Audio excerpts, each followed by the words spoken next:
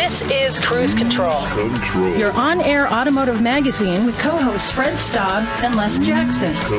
Everything you need to know about new and used cars. Industry news will fix or repair your car on the air. Fasten your seatbelts and let us take the wheel. Now, your ride is about to begin. Because you're on Cruise Control. Cruise Control. Cruise Control. And hello, welcome to Cruise Control. This is your on-air automotive magazine, and we are here bright and shiny and live as we are every week. I'm Les Jackson, of course, if you watch and listen to the show, and the other guy there is Fred Staab, and everybody knows Fred, so... Everybody? Well, almost everybody. That's a lot of people, Les. That is a lot of people, but yeah. but you get around, so I guess so.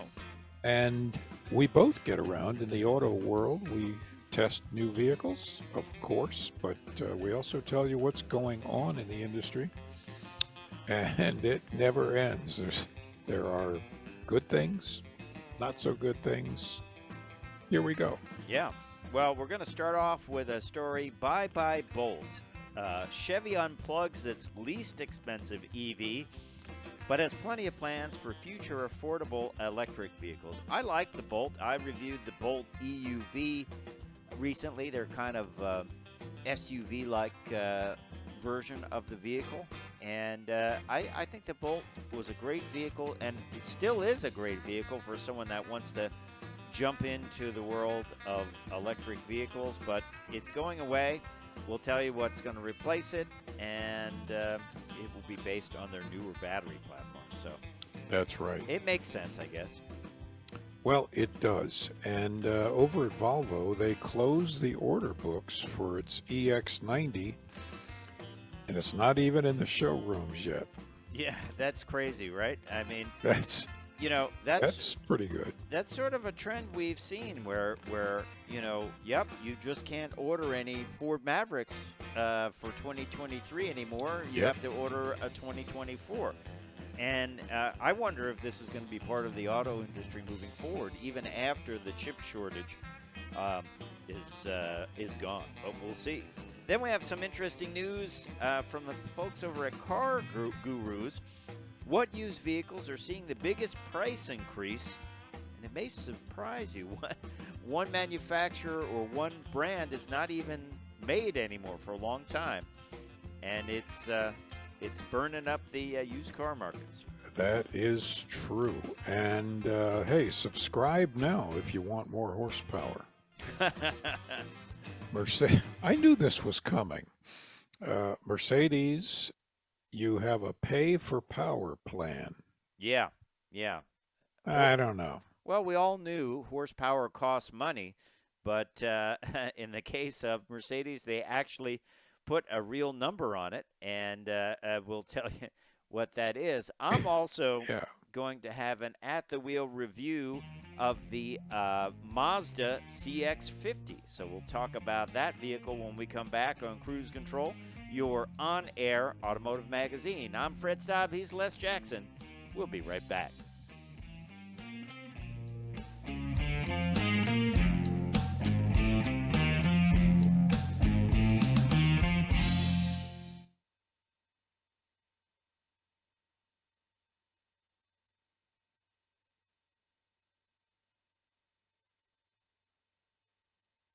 Control. Welcome back to Cruise Control. Well, we have to talk about the Bolt, Fred. Bye Bolt. We've talked about it a number of times with the fires and the batteries. Not their fault. Nope. And it's going away. Yeah, it is. I liked it. I said earlier I had very pleasant. The EUV version of it, which was sort of a little more SUV-like. Didn't even think you needed that. Because it didn't make it much bigger, and I'd rather have the little bit more range of the regular one, keep it cheap. But it's going away because it's based on the old battery technology from LG. It is not based on the Ultium battery. That will be what GM is going to build going forward. But Right. this was one of the first vehicles to have over a 200-mile range, right? 250-mile range right now, That's which is right. pretty decent. It is pretty decent. It's, more than most people would tend to drive in a week. And I tell you, I thought it would make a great commuter car. If you were commuting 30, 40 miles a day. It had all the Yep. it had Super Cruise, believe it or not, which I didn't even think it needed. I looked at it as a basic electric car. But it drove great, rode great. I believe that's the shifter out of the Corvette. It looks like the same shifter, believe it or not, and GM does that. You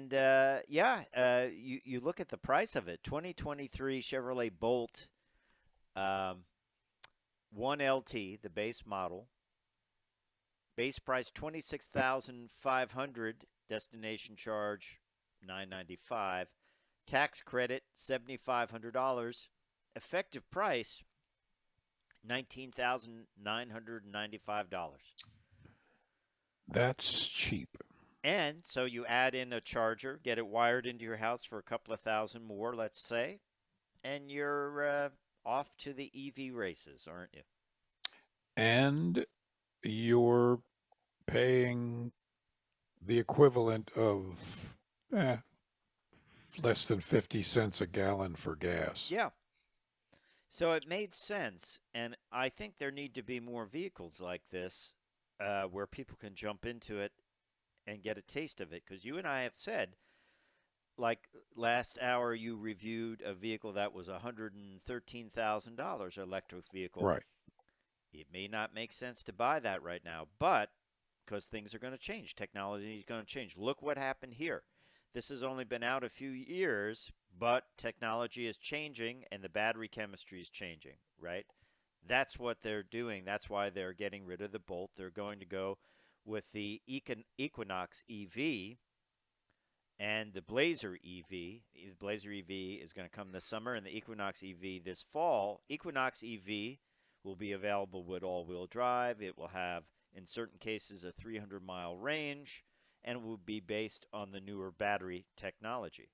So Right, the Ultium battery, which would just be too expensive to convert that platform to the Bolt. Yeah, but I tell you what, if you need an electric car, you might want to grab one of these Bolts in the meantime. Yeah, in fact, they're even cheaper new than used Bolts, which I surveyed a bunch of 2020 Bolts. They're all 22,000 to 25,000. Yeah. And you don't get the $7,500 tax credit. Yeah. So if you're looking for a second vehicle, you're looking for a commuter vehicle, something to run around town in, pretty good range. You put your charger in your garage or near your house. This is not a bad bet. And you can kind of dip your toe into the world of EVs. I think for your kids to drive to high school, yeah, it'd be fun. This makes sense. Yeah. And when the Equinox EV comes out, I'm pretty excited about that one. It looks good. And we'll give that a try. That's going to start at about $30,000. So it's going to be more money, but it has more range, newer technology. More room. More room. All-wheel drive is available, so it will be an updated version of this. And I guess you'll still get the $7,500 rebate off of that, right? Sure. Depending on where the batteries are built, but I don't think they would design something that wouldn't get that $7,500 rebate. No. Not if they could help it. Definitely also at that price point, you want to really get that people in there and get the big break off of it and make it affordable. So, hey, when we come back, we're going to tell you about the Volvo EX90. This vehicle hasn't even reached dealer showrooms yet, and it's sold out, or at least the orders are all accounted for. So order books are closed. We'll talk about that when we come back on Cruise Control, your on-air automotive magazine.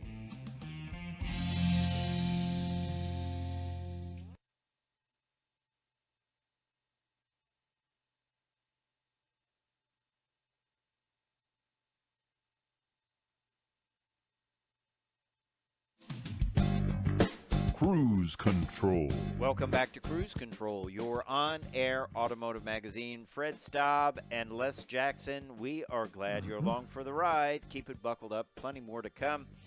We appreciate you taking a ride around the automotive industry with us every week.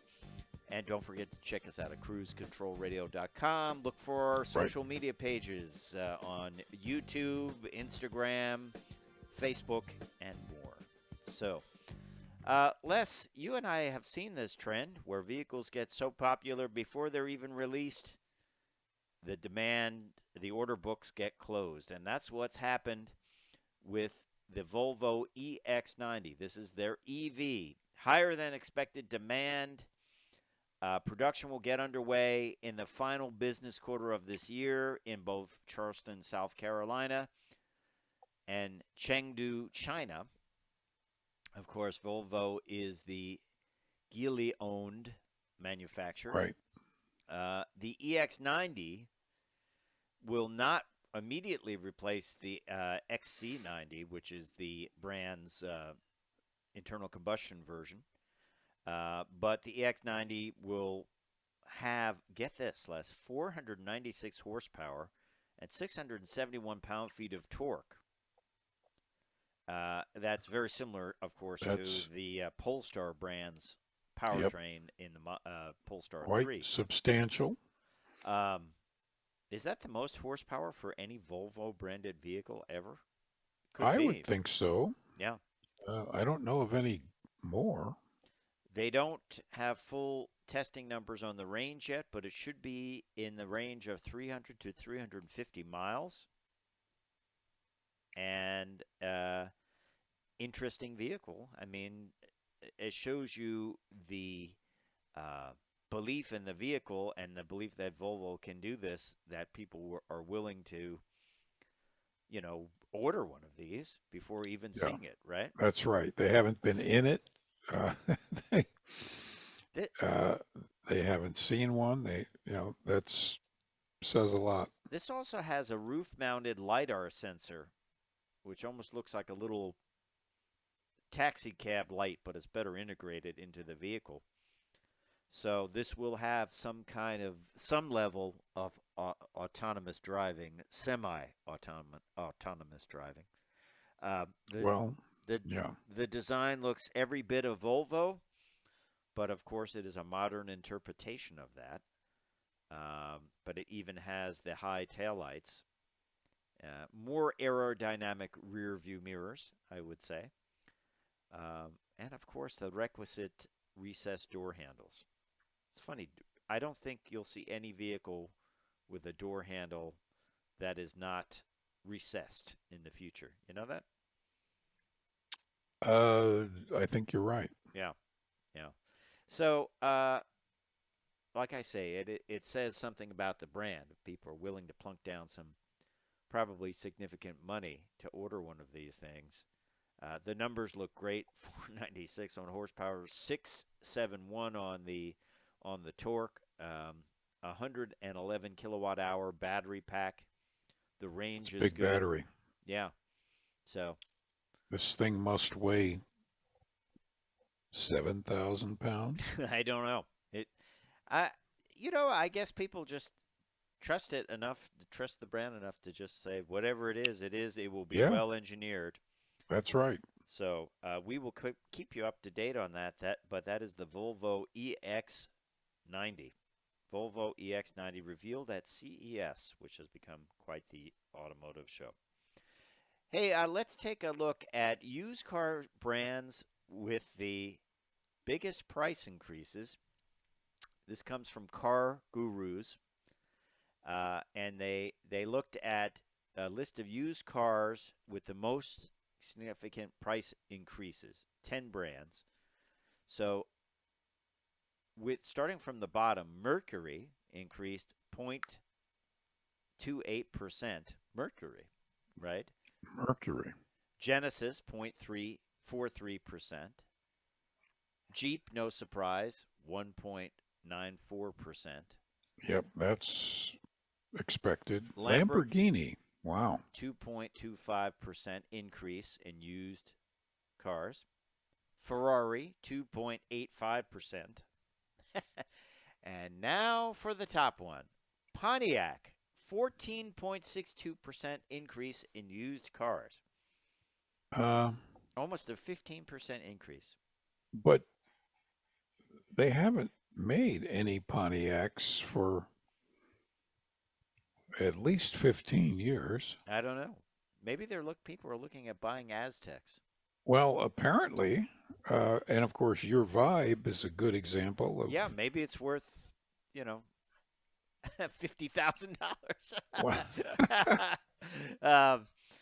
Wow, Pontiac. I still always remember going to an event, and they had the Aztec there, and I was looking at it, and I was thinking, and a guy came over, and he said, I think the brand has to be commended for being so brave to bring something like this out. I said, It was brave. You don't get points for being brave. You get It points was a for colossal selling. failure, but it was brave. Remember the GM employees could buy them for next to nothing, brand new. Yeah. Would have you bought one for next to nothing, brand new? Yeah, I think so. If it's a new it drove okay. I remember driving one. I remember Perfectly being good vehicle. and I said, yeah, it's just ugly. That's all.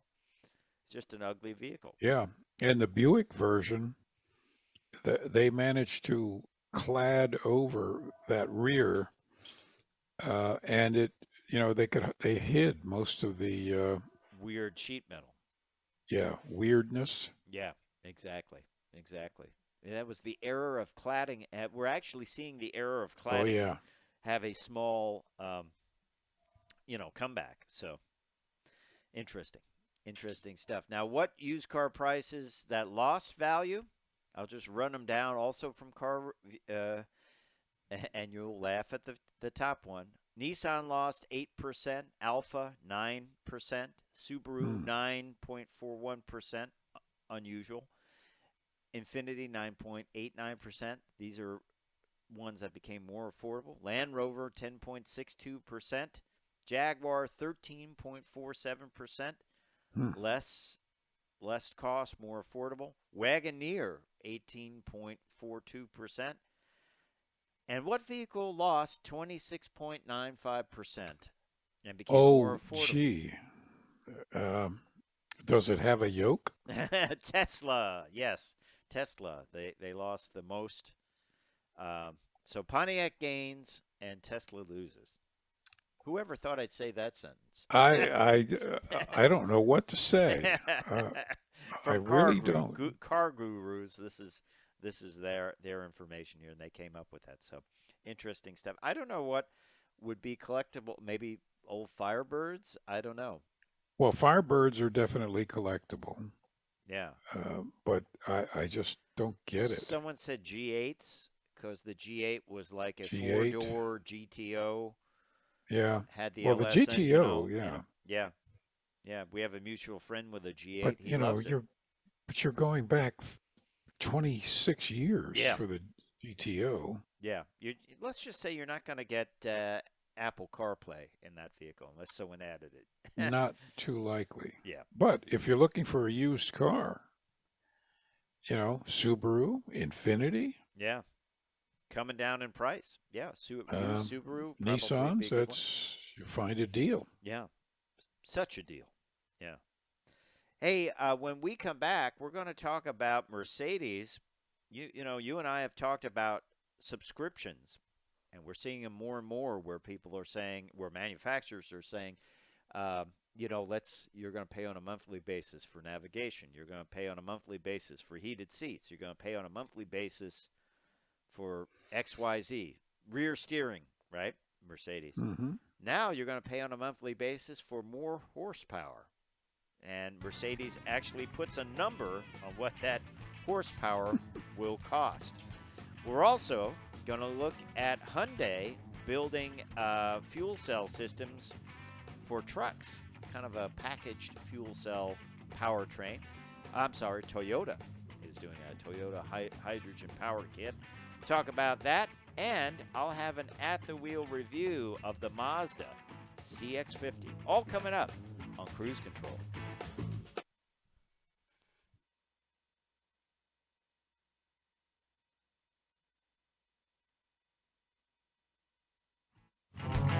Cruise Control.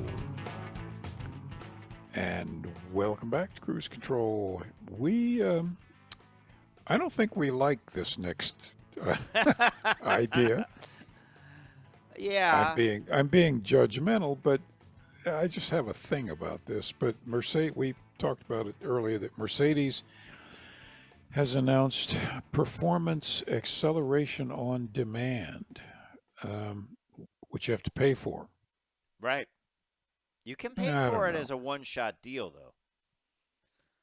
though, which I would rather do than pay for monthly. We'll run Sure. down some of these numbers. I mean, it all. Let's face it.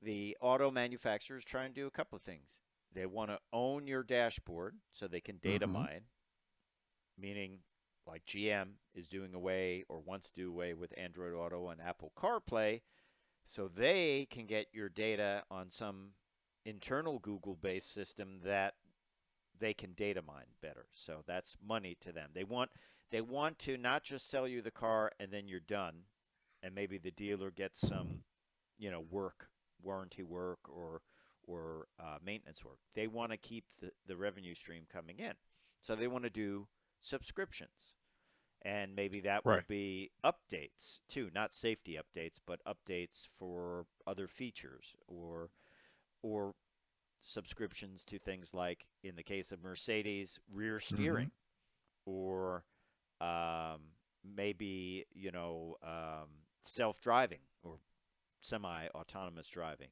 or maybe infotainment. New different ways of infotainment, navigation.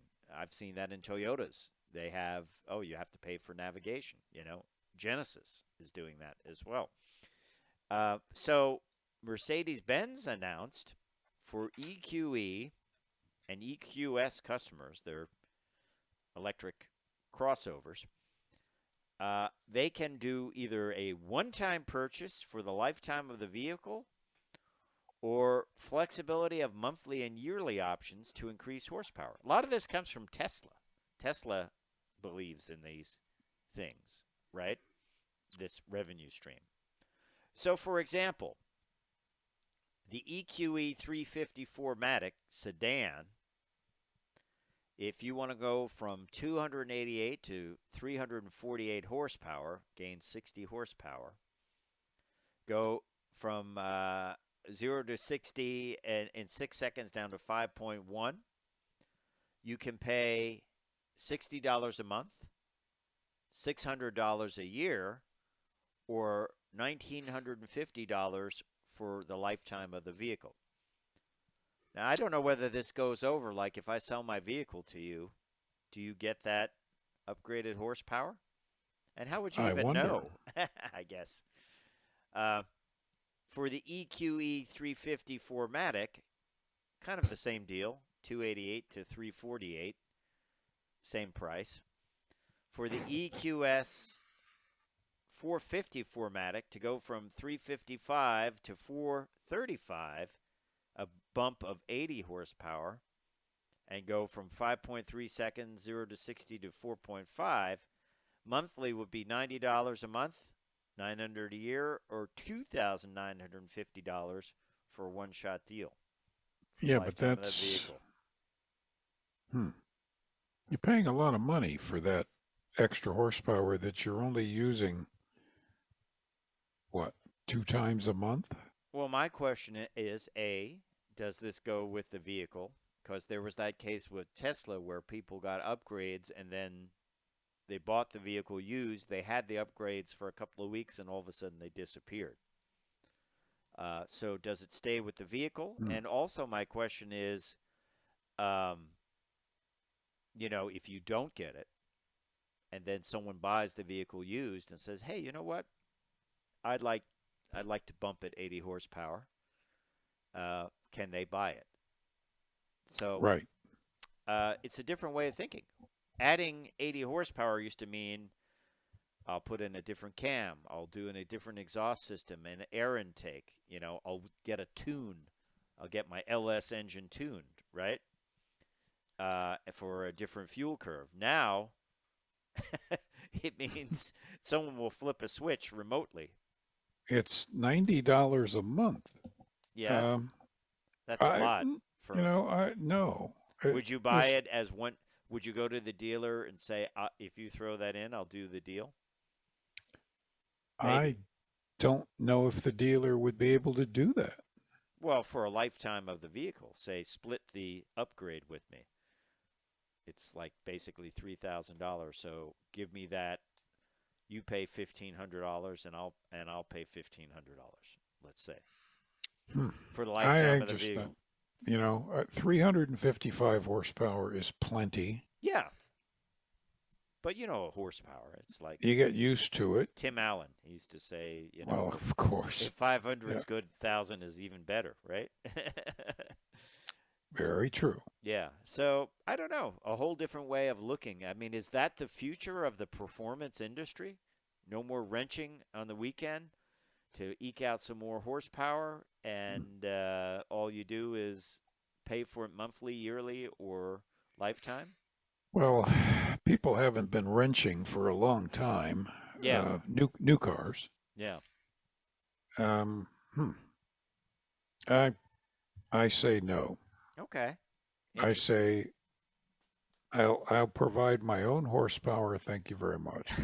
Okay. Interesting. And then you'll get into, as we did with the story, where people are going in deal and getting into the system and turning on things like heated Yep. seats Yep. and that. So every vehicle in the future will be built with all options. They'll just be turned off, much like software. Very much Hmm. like editing software, where they would say everything's there. They just have to turn it on. You know, it's not like you would have to download another version of the software. It's there. It's just not activated. So there you have it. Interesting stuff. Well, we'll keep you up to date on that. Hey, let's look at what Toyota's doing with a hydrogen power kit. They say could replace diesel engines in big trucks. And they have done some packaging here with this power pack, and it looks like it fits the dimensions of a truck. They've been testing hydrogen fuel cell trucks at the Port of Long Beach since 2017, and some of the fuel has been generated by cow chips. You know what cow chips are. Hmm. They're not potato chips, I'll tell you that. No. The kit includes hydrogen fuel storage tanks, fuel cell stacks, batteries, electric motors, transmission, and the latest generation is more efficient in terms of energy use and packaging than previous iterations. I think this is great. What do you think? I think it's terrific. You know, they should keep building on this. They should not stop developing hydrogen power. And many people are saying this could be what replaces diesel and long haul trucks, because it can be refueled like a. The promise is there. Yeah. Look, it gives fuel companies a future because they can provide the hydrogen. They can do it in a similar fashion to fuel stations now. Yeah. And they will refill just as quickly as a internal combustion engine. I remember refueling some of these things at an event in China. It was interesting. And this will get better and better. It should be developed, though. That's my point. It should be developed. They shouldn't say like, oh, well, we're going all electric, so we're not going to develop hydrogen. And e-fuel as well should be developed. I think they should just keep going on all of these things. I'm all for this. Yeah. So go Toyota. We'll see what's going on with that. This is an interesting story too. I don't quite know. Maybe some people just shouldn't drive. I'll call this. 23-year-old woman in New York racks up 67 tickets and 65 suspensions. It's a 23-year-old lady from New York City. She has a 2000 Honda Accord. She was stopped recently on Long Island Sunrise Highway. I know just where that is. At 2 a.m. going 95 miles an hour where its speed limit is 55. Big trouble was that she didn't have a driver's license to give them because it was already given to the DMV in February. And she started getting violations when she was 17. 97% of her infractions were worthy of suspensions. And they determined that the Department of Motor Vehicles do not report these folks to the police for having all these suspensions. They just didn't know about it. So truly, this person should not be driving. It's safer for everyone if she's not. But hey, when we come back, we're going to take a look at the CX-50 from Mazda. Stay tuned to Cruise Control.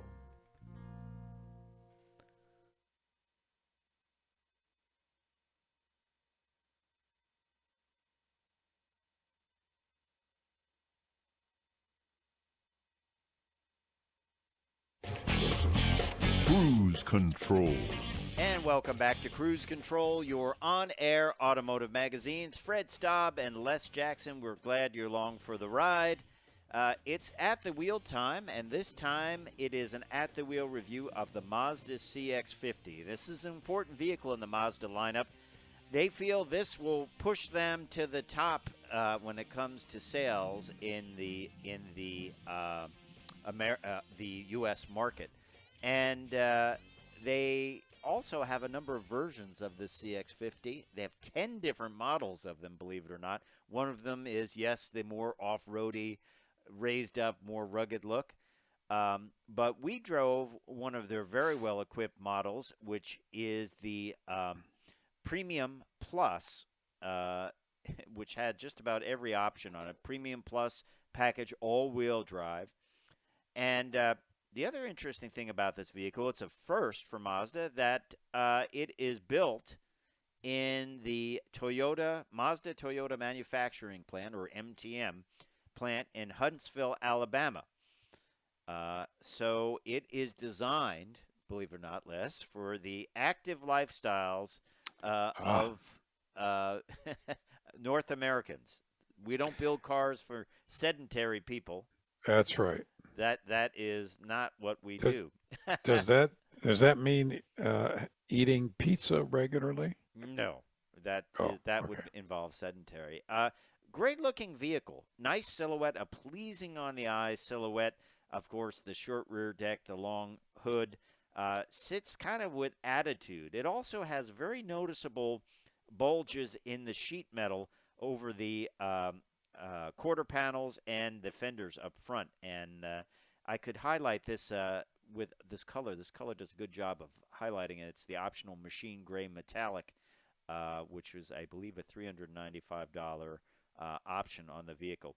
I mean, it is a crossover, and it follows sort of the crossovers design that we've been talking about lately. High belt line, lower roof line, longer roof, almost station wagon-like. All-wheel drive. Ours was all-wheel drive, and it was the Premium Plus package, as I said.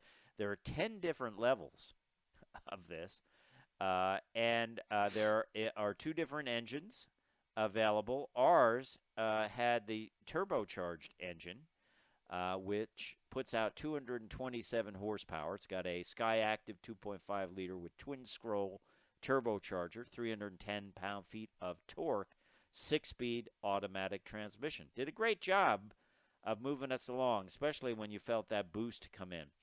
The interior is all Mazda. I mean, it looks like many Mazda. It has the knob on the center console that you can rock left and right. It has the volume control for the audio system, love it or not, down on the console. Of course, the emergency brake and the My Drive, which just sets the different levels of performance. I like that they still have controls where you can push buttons for HVAC and for the heated seats. Hey, call me old-fashioned. I like that. I also liked how they wrapped the dash. Almost looks like a custom dash wrapped in nice leather. Looking. Yeah, nice looking. Out back, decent rear leg room, decent headroom. They don't really pinch the back of the vehicle down that much. Rear seat passengers got decent leg room. Plus, they get a couple of ports, and they also get heated outboard seats, which is a nice thing to find in your vehicle. The interior, I love how Mazda does their steering wheel. It's one of the best looking steering wheels in the business. Looks like something out of the 60s, which I kind of like. Yeah, it does. Nice interior. It has the piping on there that contrasts. And look at the design they've done on the fenders and the quarter panels. It's not flat-sided. It's not slab-sided. It has significant detail there. And comes out pretty noticeably, so it has big hips, as they say. Out back, good storage, nicely finished off storage area from the folks at Mazda. The remote releases so you can put down the rear seats. And then underneath the storage, we have a compact spare. Believe it or not, it even says spare tire on the sidewall, in case you didn't know that was a spare tire. But it's nice to see a spare tire. Under the hood, there's the 2.5 twin scroll. Pretty standard drivetrain. Mazda has pretty standard drivetrain, pretty standard interior controls across the board. I liked the color. I thought it did wonders for this. A little bit of chrome on the C-pillar, so not a lot of flash on there. Just that little bit of accent on the check mark, kind of a chrome check mark, and I would say it's subdued, but if you look closely, you will see that it has some curves to it. It has a minimal amount of cladding to signify that it is a crossover around the wheel wells and down low. And up front, very traditional looking Mazda front end, not overdone. Big grille, but not overdone. All in all, a clean package. Ours rolled on 20-inch alloy wheels, which were part of the package. And this is a kind of, I would say, the luxury version of this, kind of a high-end luxury version of this. Had all the safety gear, including all of the assistance as far as for parking, the overhead view, and more. I'm not a fan of the infotainment system in Mazdas, but I have to say the more I drive Mazdas, the more I get used to it. It's not necessarily intuitive. I did like the kind of orange piping in the seats. It breaks up all of the black. This vehicle drove very well. Good performance on the road. You could feel that turbo boost kick in when you needed it. It had that 10.25 inch color display, active driving display. It had a Bose 12-speaker audio system. So, Mazda with 10 different models, this one has virtually everything in it. But it starts with Select Package, Preferred Plus Package, Premium Plus Package, Turbo Package. Wow. On and on and on. And then there's the new, launching later this year, Turbo Meridian Edition, which embodies the outdoor, adventurous nature of the CX-50. That's me. Yeah. 18-inch wheels, all-terrain tires, side rocker garnish. Isn't garnish the little stuff they put Garnish? on? Yeah, That's they put parsley? on yeah, that's parsley. I get that. Okay, gotcha. Distinctive hood graphics and more. So the prices range starting from the 2.5 CX-50S, $26,800, all the way up to the Turbo Premium Plus at $41,550. And ours came in right about with destination $43,970. And that has everything on it. And as I say, the only options were the machine gray metallic paint, and that's about it. It came with included with the 360-degree view monitor, which I absolutely love. Traffic jam assist for braking, front and rear parking sensors, rear smart brake support, blind spot prevention, auto dimming driver side mirror, the navigation system, traffic signal recognition, frameless auto-dimming rear-view mirror, and wireless phone charger. And I'm kind of the belief if you're spending $40,000, you should get a wireless phone charger. I'm still surprised that still is a big option on certain cars. It should be included. At least here it is for about $43,000.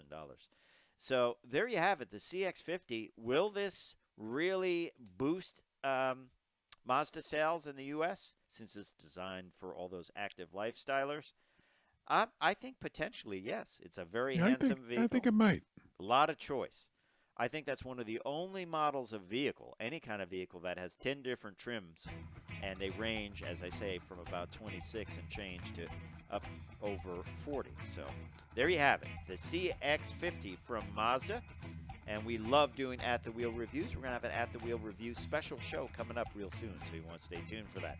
Time for me to say I'm Fred Staab. And I'm Les Jackson. We're going to see you down the road. Bye.